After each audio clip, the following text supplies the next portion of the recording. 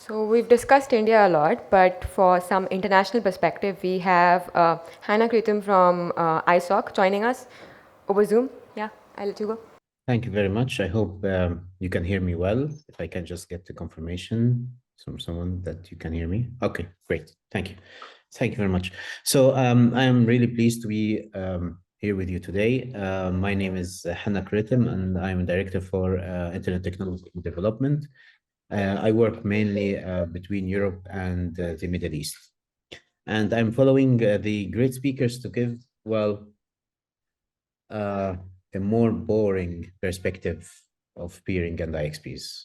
So I hope you would bear with me. Yeah, the other speakers were pretty engaging, but the topic that I'll be talking about may sound a little bit more boring, but indeed it is, in my opinion, important. What I will be showcasing with you today is an overview about how peering and interconnection of the IXPs is within the MENA region, Middle East and North Africa. It's an area that I've been working for a long time with, and I have establishing a couple of IXPs in, and yeah, let me tell you, sometimes it gets very challenging working there, but also very rewarding. But before that, I want just to give you a little brief about us as an internet society and our different engagements. So we are, as you heard in the opening of today, a global charity organization that works with one hard-held or deep-held belief that the internet is for everyone. And we believe that for the internet to be for everyone, it needs to have specific requirements within it. And this comes also from how we view the internet as a general force for good. For the internet to be a general force for good, it needs to be globally connected, open, secure, and trustworthy. And these concepts have been leading our work since 1992 when we were established until today. If you allow me just very quickly in terms of engagements around the globe, over 5 years between 2019 and 2024, we worked in over 200 countries and territories. So basically, more or less everywhere. We held trainings, we did advocacy work. We also helped establishing community networks. We helped establishing and developing internet exchange points. And we also helped technical communities to thrive around the globe. In relation to our subject today, I brought up some numbers, more specific numbers that are more related to networking and the growth of the internet overall. So in that period, we helped 85 community network and supported 45 sustainable technical communities. But with IXPs, we worked with 56 internet exchange points around the world. And well, it was more than 56 engagements because, well, it happened that for few, we worked with them on 2 or even 3 projects. So we have been a bit busy with IXPs for some time. You have seen the previous slides, a lot of numbers, big numbers, money, and well, in the millions here and there, but it's not all what we do. We don't just give away money. We build our engagement based on the concept that we are here to help the internet through working with the partners and collaborators on projects. And for this to have a high impact, we expand our engagement to starting from the promotion of better regulations, especially in relation to peering, which is the subject we are meeting for today. We also work on capacity development, and well, from my experience, I don't think there is much for us to provide to the Indian market in that regard. Um, we also provide technical advice and handholding where needed in relation to peering, IXPs, and other aspects. But also, most importantly, we leverage our position as a global organization with big reach to provide access to the wider community of our partners. And the people in the chapters in India, in the Indian Society chapters in India, may also testify for that, as they are an important part of our wider global network. And when I say wider global network, I need to put some perspective for that. So as an organization, we have over 140,000 members, either individual members or through one of the 127, 130 chapters and special interest groups. The chapters can be at the regional level, national level, or even we have an interplanetary chapter as well. Plus, we have also a network of 78 companies and organizations that joined us as organizational members. Organizational members are companies, organizations, and other bodies that believe in the work we do and decided to support us over the years. And here comes the core of our work. It's all about collaboration. Our core staff is small, but as I mentioned earlier, our reach is big. And well, we cannot do everything by ourselves. And there are many people that are even more qualified to do different aspects of the work than us. So we realize that, and we act as much as possible as mediators between different partners in order to collaborate on activities towards the better of the internet. Now, to move to the next part, I want just to give an overview about the IXP landscape in the Middle East and North Africa.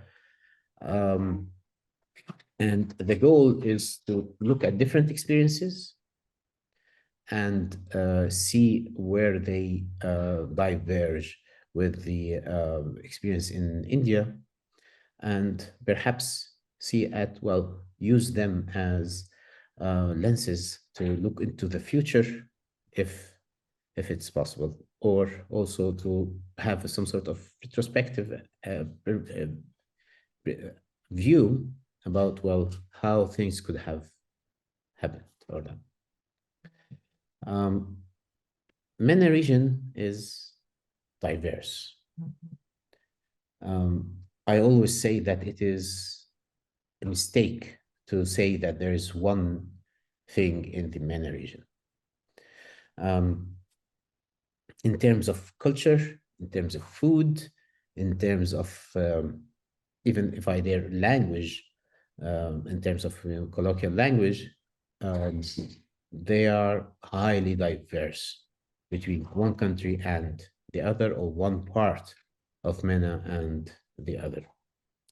More or less, what is shared among them is the standard language, more or less.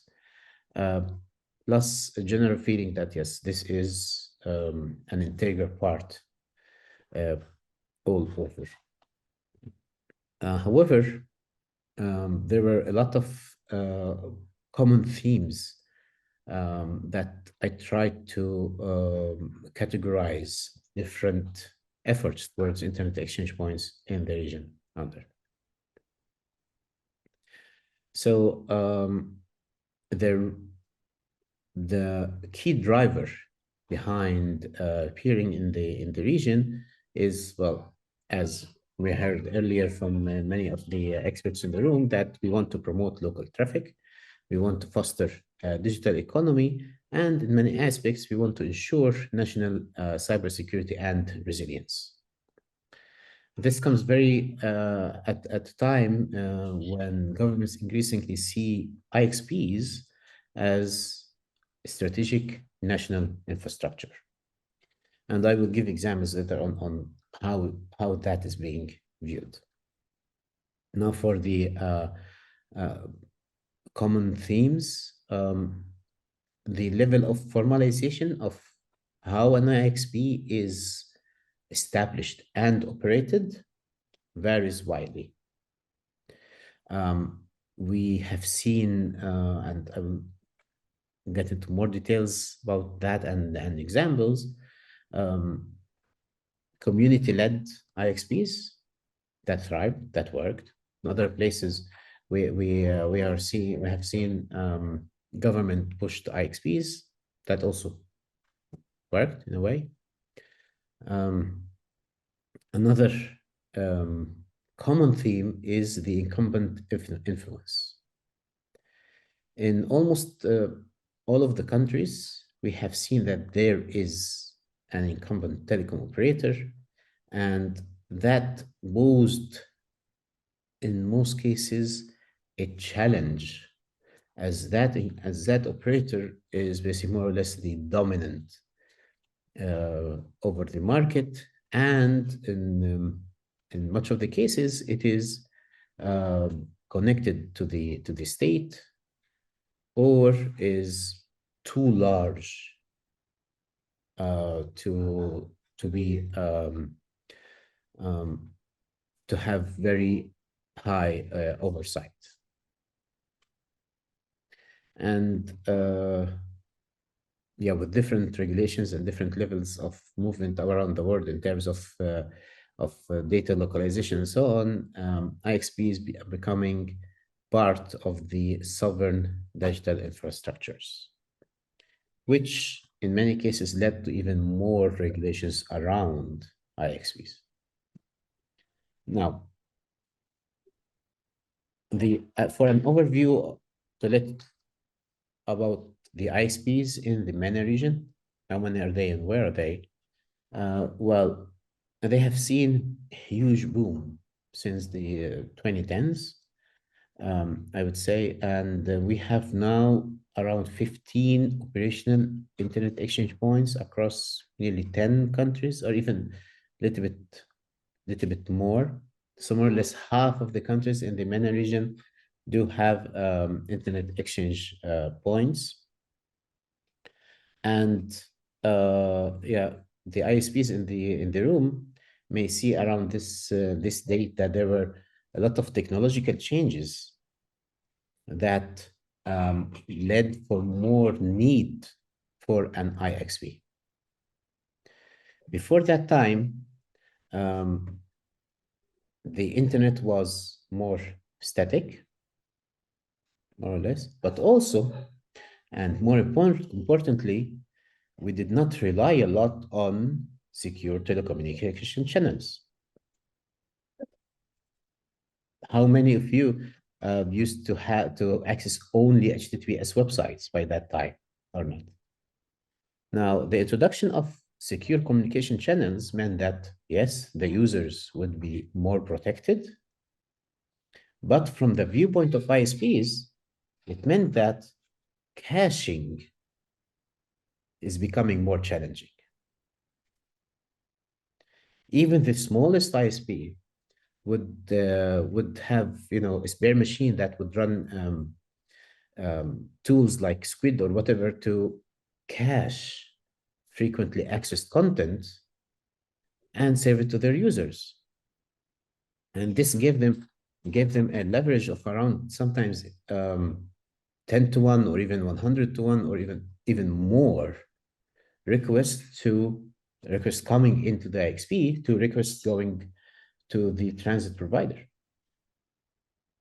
This uh, helped many ISPs to grow, as it meant that they needed to pay less for the transit providers to give more content to the users. But then things changed, and the focus was more on the privacy part and security part of the users. And well, ISPs hardly can operate on a one-to-one basis, because that would be too expensive for them to compete within the market. So the next best option would be to peer and to host CDN caches. And this contributed to the boom in the MENA region in terms of peering and interconnection. To look at the challenges, until now, there is a huge reliance on European ISPs in particular for the international traffic. So in many cases, even when we have an IXP, for example, in Dubai or any other place, you will see that, well, the next hub for DKX IXP in Dubai would be in maybe perhaps in Frankfurt or in Marseille or in Milan, in one of the larger international hubs. This, well, is bad for the quality of the internet, as it introduces higher latency because of geography. We cannot change that. The further you travel, the higher the latency would be. Another challenge would be regulatory restrictions from the government and more involvement. We have seen that in part because governments are recognizing the IXPs as critical infrastructure and believe that it is too important to leave it to the community to lead and operate in some cases. Other observation is also about the data availability. This is a challenge for us and for anyone who is interested in the general development of internet exchange points and peering in general. We do not have transparency and accurate overview about how many peers are connected to different IXPs, the traffic that is going on, and more importantly, the changes in the traffic that is going on. We rely on what IXPs report every now and then, but if you want to compare that to other IXPs around the world, around the globe, it is not the best practice. Most IXPs, most international IXPs would have, access to their looking glass or access to live or near live traffic data. You would be able to see who is connected, who is peering here and there, and the changes in the traffic.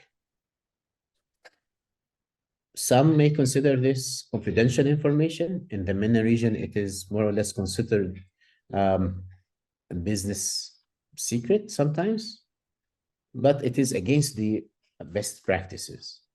In my opinion, it doesn't provide any level of harm to have that data available.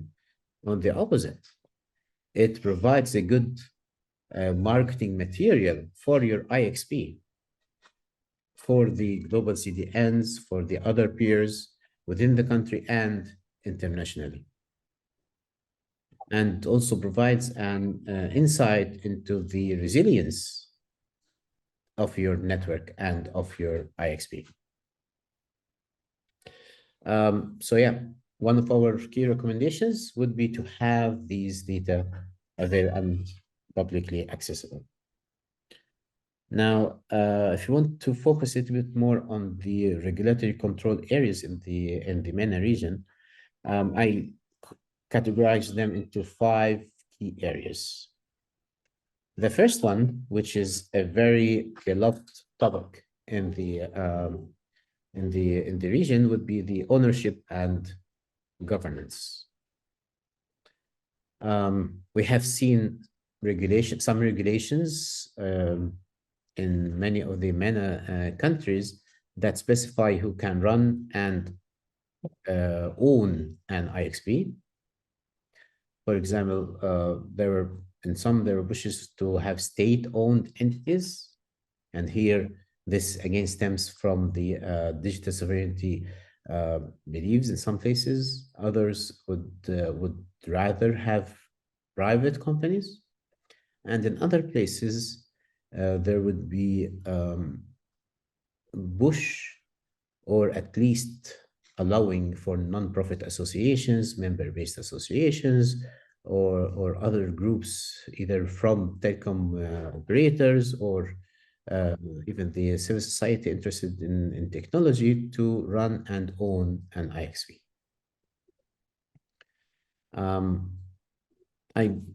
I put some examples here. For example, in Egypt, the Cairo IX is a clear example of a collaboration between basically the incumbent operator, Telecom Egypt, and the government.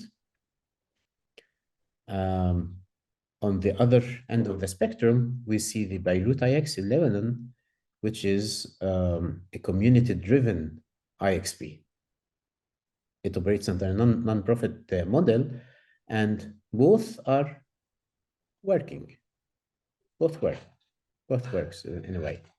There are some challenges. I will come to these two examples in particular later on to contrast the other aspects and challenges that came from having two diverse models. The overall trend is a push for a more neutral and independent IXPs. However, as I mentioned earlier, the incumbent operator is usually very influential, and this overshadows a lot of these trends and pushes. And in many cases, it would be the key hurdle beyond a more neutral and independent IXPs. The second aspect is related to specific policies that are related to peering and interconnection. And these, in some places, we saw regulations that stipulate mandatory peering. In most cases, it is voluntary peering. In some cases, there were pushes towards transparency of peering agreements. And in other cases, the government, for example, or the regulator would support peering by pushing for fair pricing for interconnection and local transit. We have seen in some examples, for example, a community-led IXP would start, but networks would not be able to reach that IXP because there is an incumbent operator that basically owns all the local transit, and they would charge higher fees for the local transit than for the international connection. So for an ISP, it would be they would be losing money if they connected to an IXP. So why would they bother even? For them, it would be cheaper to get international transit, international connectivity. This leads us again to one of the key issues that we are facing, the incumbent influence, and there were some pushes to overcoming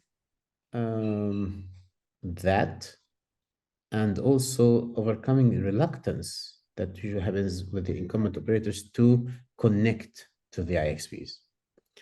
I was involved in establishment of one of the IXPs in one of the oldest IXPs in the region, actually. We started in 2007 and 8 in Palestine. And at one point, we had, I think, 12 of the 18 ISPs connected to the IXP. You would think that this would mean that the IXP was thriving, it was doing well. It was. However, the incumbent operator was not there. The incumbent operator had at the time close to 50% of the market, and they refused to connect. They refused to peer with the IXP. This meant that the IXP couldn't really grow because it was blind to more than 50% of the market. On the other hand, if that single telecom operator connected, then we would have seen that most of the local national network is accessible or viewable, visible from the IXP. And this was common in multiple places, as I mentioned here, including Algeria and Tunisia. Other regulatory control areas is something that may be also shared with India, is in relation to data and security requirements. We have seen in many cases where IXPs are viewed as potential areas for control over the network. We understand that technically this is not feasible.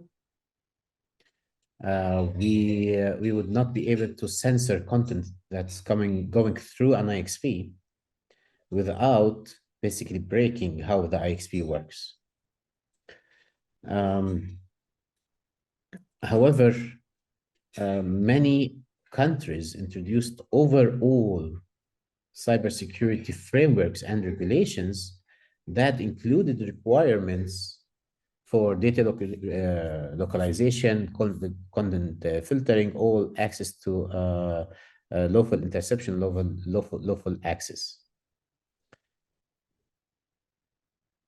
This may apply to ISPs. To IXPs, in my opinion, it should not apply. Because if it's already applied to the ISPs, then it is, you are covering the whole fabric of the country, basically, the whole network within the country. IXPs have a specific role, which is to enable basically closer exchange of traffic, and thus the name exchange. But IXPs do not have any role in providing any of the other aspects. We have seen one very good example of things going the other way around. For example, in Tunisia, around 2009, 2010, the government had a body that acted as a de facto clearinghouse for traffic for the purpose of controlling of traffic, for the purpose of censorship and surveillance. However, after 2011 and the changes in the country, that body was transformed into an IXP. So basically, the technology was changed. That body leveraged its already established connections with the ISPs around the country into changing it into a force for good for the exchange of traffic. Recently, we are seeing a lot of laws, especially in the Gulf countries, UAE, Saudi Arabia, that provide requirements across the whole of telecom sectors. In some cases, we have seen that yes, ISPs are exempt, but or at least it's implied that they are exempt. But I think it's not enough to have it implied. It needs to be very clear that IXPs that, well, requesting or having these requirements for IXPs does not work. Yeah. The last area that in relation to the regulatory controls across MENA, we have seen also a push towards competition safeguards. There are a lot of pushes towards safeguards about to prevent anti-competitive practices. I mentioned earlier the incumbent operators charging very high fees for the local transit, for example. That includes also cross connections and co-locations. At the end, this promotes fair access to IXP infrastructures, which we think is critical for the success of an IXP as a concept, as a way for providing better access to the local users and promotion of the local content at lower prices. Now, if you want to look at the different models for licensing and authorization for IXPs in MENA region, we as you can imagine, as anywhere around the world, we have three key models.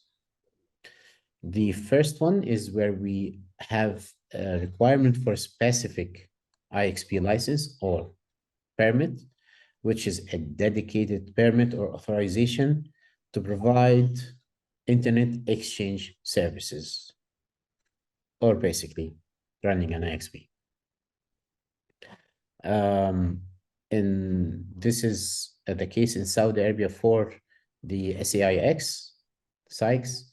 There's another, and if you want to stay with Saudi Arabia, there is another internet exchange, Jeddah IX, which is connected to Links, London Internet Exchange Point in terms of establishment and technology. So the permits may differ. On one hand, having a specific IXP license or permit shows that yes, the regulator recognizes IXPs as something important, something that can be done, and also provides some safeguards around or allows it to provide some safeguards in relation to competition. But also, it specifies that there is even more control over the IXP operations. In practice, some of these regulations followed the establishment of IXPs. For example, I mentioned the example of Palestine. 1 year after that IXP was operational, the ministry stepped in and said, okay, well, you may need some sort of license or authorization. The discussion at that time was, well, the law allows us to operate as we are not providing any telecommunication services to end users, basically, and it is and not for profit and so on. So the ministry issued a special authorization to the existing IXP. And that authorization basically said you are allowed to run that IXP. It didn't include any specific regulations or requirements, but at least it was a way where the government recognized that IXP. Another example I mentioned, I said, I promised I will be back to Egypt before. And here I want to say that, for example, in Egypt, it's different. You couldn't start doing anything before having a license. So when there are ideas around establishing an IXP, the government created a license model first, and then the IXP was able to operate. In Iraq and Jordan, it was a different case. So there were talks about establishing IXPs, and we were involved in both of them, by the way.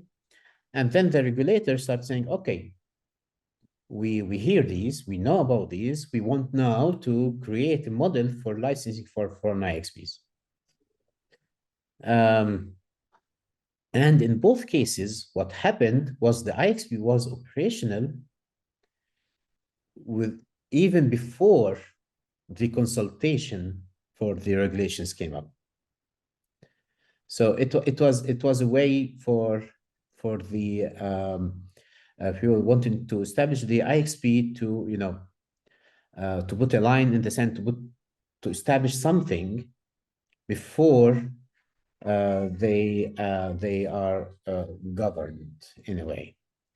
And in both cases, after that practice, what happened was the regulatory environment shifted towards more licensing model that is aimed to support IXPs in general, and making sure that they are run in a neutral way, that access is that they provide fair peering policies that allows any ISP or any network to connect, and that the incumbent operators also are forced in a way to provide fair pricing for interconnectivity to IXPs. So here we see that because there was an IXP at one point in time, the government's overview or the regulator overview of what an IXP is was not that it is something alien, it's something new that we just want to issue a license for people to operate, but rather that it is something that is there and we want to make sure it is running well and it is running in a fair method. The second model in MENA was through a broad telecom or ISP license. In many countries, to be able to run an IXP, then you needed to apply for an ISP or a telecom provider license. This is as the case I mentioned in Egypt before the specific IXP license.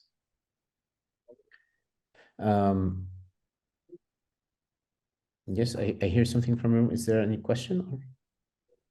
Okay. So in that case, the issue is that the regulation is less tailored to IXPs. It may not fit what an IXP is, and it may pose requirements that the IXP would not be able to provide. So unless an IXP is operating under a larger telecom provider, then we would effectively not be able to run a good neutral IXP.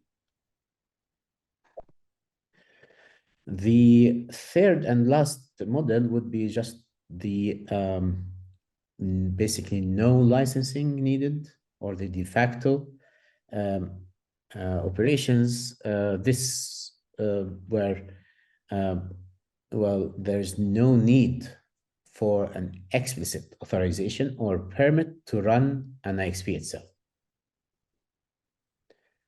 And this we have seen where in many cases where this worked, where the industry, basically a group of ISPs said, okay, we want to establish an ISP, or even academic community wanted to establish one, civil society wanted to establish one, and so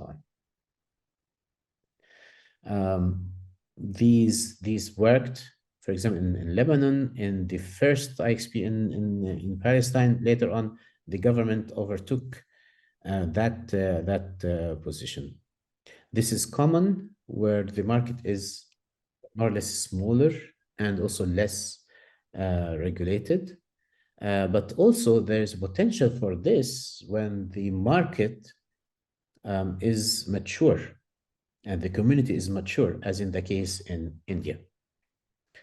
The implications is that we would have high flexibility, and we would, but at the same time, it provides less stability for what an IXP is. And yeah, IXPs would go as fast as they appear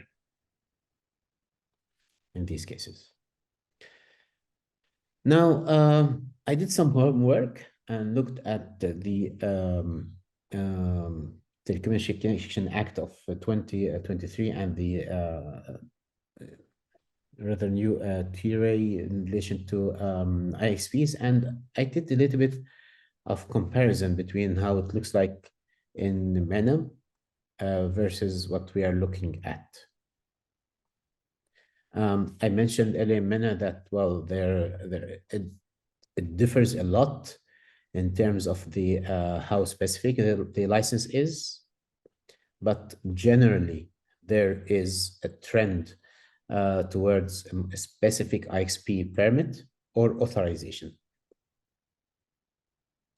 What's proposed is that, as the other speakers mentioned, is that we are looking at specific authorization also for an IXPs. The role for the regulatory as a driver in MENA, the driving force would be related to digital transformation, sovereignty, and keeping traffic local, which is also same more or less in what we are looking at now. In terms of centralization, what we are looking at in India is more centralized and formalization via the new act. For in terms of neutrality, in MENA, usually it is a stated goal, even in the highly regulated markets. They say that we want it to be neutral, but usually these regulations do not provide enough safeguards to assure that neutrality, especially in relation to the practices from the incumbent.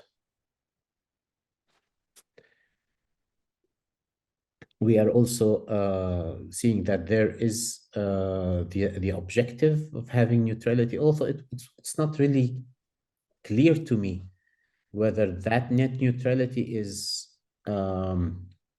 referring to net neutrality as a concept of net neutrality or as being neutral. You would know better in that case, or most. For the operational control,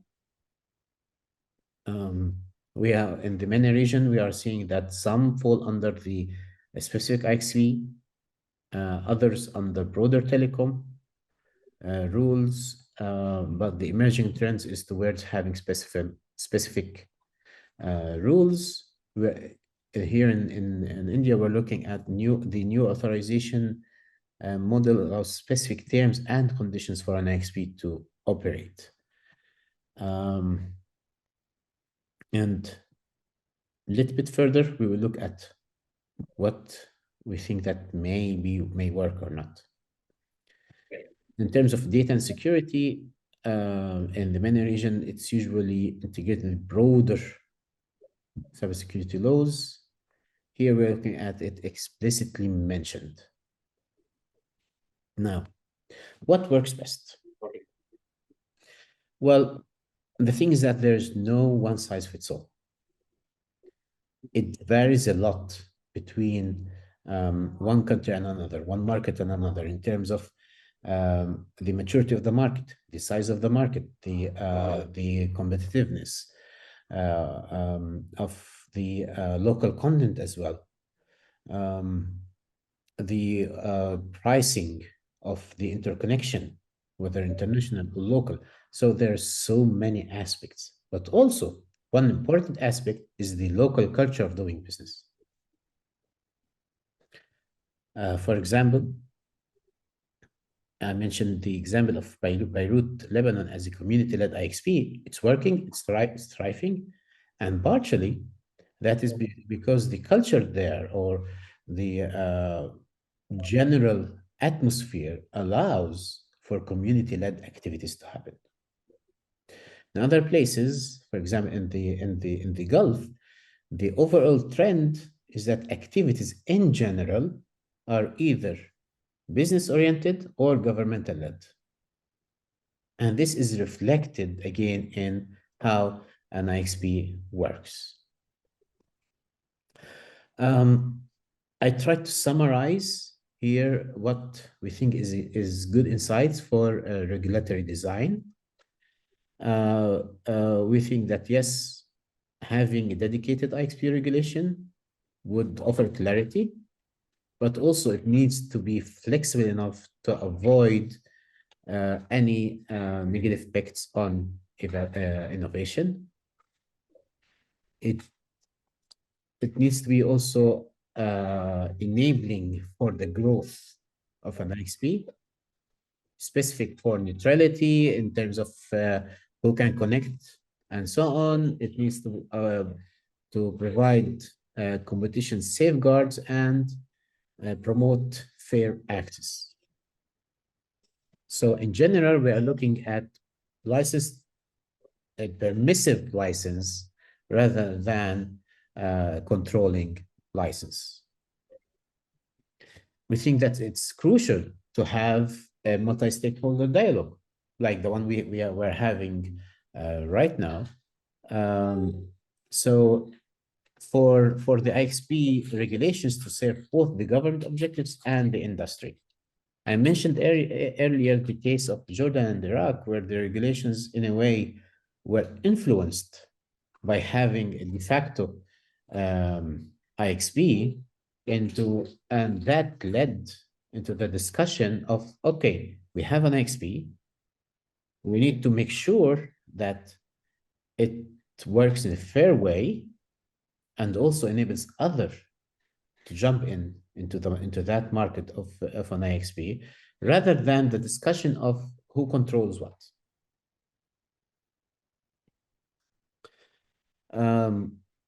Another aspect would be also looking beyond the national borders. We are seeing general trend around the globe of working with the likes of DKIX. We have people in the room from there, or AMSIS, or so on, versus very national IXPs. But that's not necessarily the question here. The question may be also looking at a regional perspective as well, and see if there is any value or limits into expanding the peering and interconnection at a regional level. And this is important when it comes to regulations, because if the regulations did not allow the IXP to peer with any international providers and limited it to be just for national networks, it works. It's fine. There's nothing wrong with that.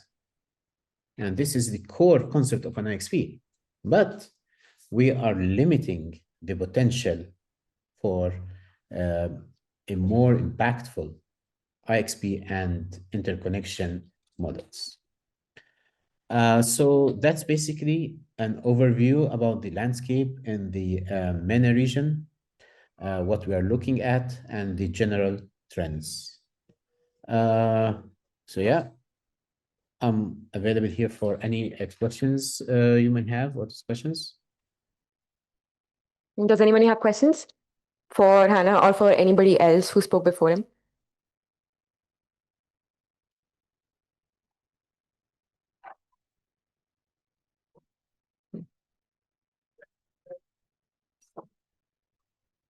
Comments also work if you have comments. I understand that, yeah, everyone's eager now to go for lunch, but yeah, if you didn't have any comments right now, I'm happy to take anything over email or over any other channel.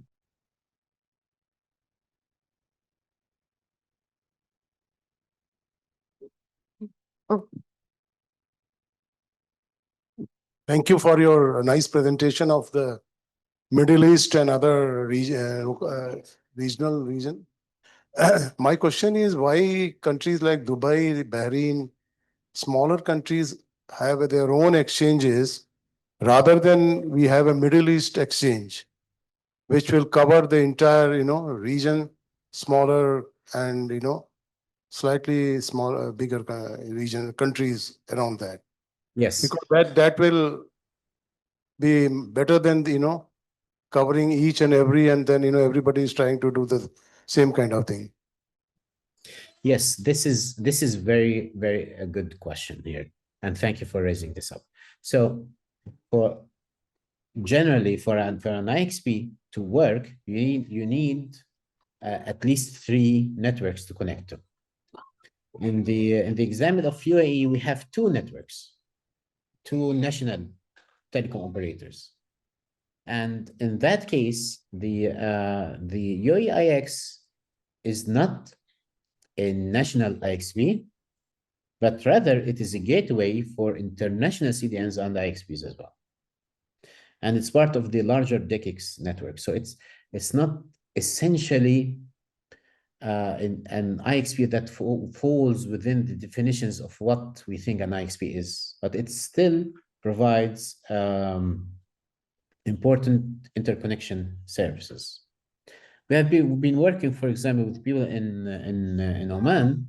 There was an interest in establishing an IXP, and the discussion was, do we want to establish a national IXP in Oman, or basically just see each other or meet each other in Dubai, which is a few hundred kilometers apart. It's not that far from Muscat, for example, in Oman. So that was part of the discussion. Do we need a national one, or we can just meet in the next door? At the end, the direction was to have a national one, but with a strategic plan to have a more regional interconnection. And that's why I think the last insight we wanted to provide, I didn't really call them recommendations. I call them insights in general, is that to try to look at the regional aspect. India is large enough to host multiple IXPs and multiple points of presence with significant enhancement in traffic and speed and much lower latency than many of the countries in MENA. Having that said, in around 2012, perhaps, and I was part of that discussions, we were able to get a decision from the Arab League to establish the establishment of inter-Arab internet exchange point. That never came to fruition. And that is partly because, well, each country wanted to have sovereignty over its own access, its own network, and not allowing regional interconnections. It was much easier to get international connections than having regional connections. So yeah, here, in that case, politics played big role into limiting that aspects, but we are hopeful that in the next few years, hopefully, we're looking at potential 2028, we would see a regional exchange point somewhere. It would not cover the whole of the Middle East, of course, because that wouldn't make a lot of sense. Because in some cases, for example, it's easier to go from Libya, Tunisia, Morocco to Marseille, for example, than going to Jeddah or Riyadh. So it's closer, not just easier. But we are looking at least one. I will not say where because it's still not announced yet. But yeah, we are hopeful that things will move to the right direction. Any other questions, comments? Okay, I think that might be it. Thanks, Anna. Thank you for having me and enjoy lunch. Thanks, Hanna, for joining us. We have lunch late. We're starting a little early with lunch, but please do stay back. We'll have we got about 60, 70 questions that we've prepared for a roundtable discussion on the state of interconnection. We're going to talk about IXPs, but we also want to understand the issues related to sender party network pays and why we don't have better peering in India. So please join us for lunch. We'll resume at about 2:30, and we're all available here. One thing, you'll see a couple of QR codes, one on a table, one near the water. Please do give us feedback on the session, on the workshop so far. If not now at lunchtime, then before you leave, please. Thank you. Please join us for lunch.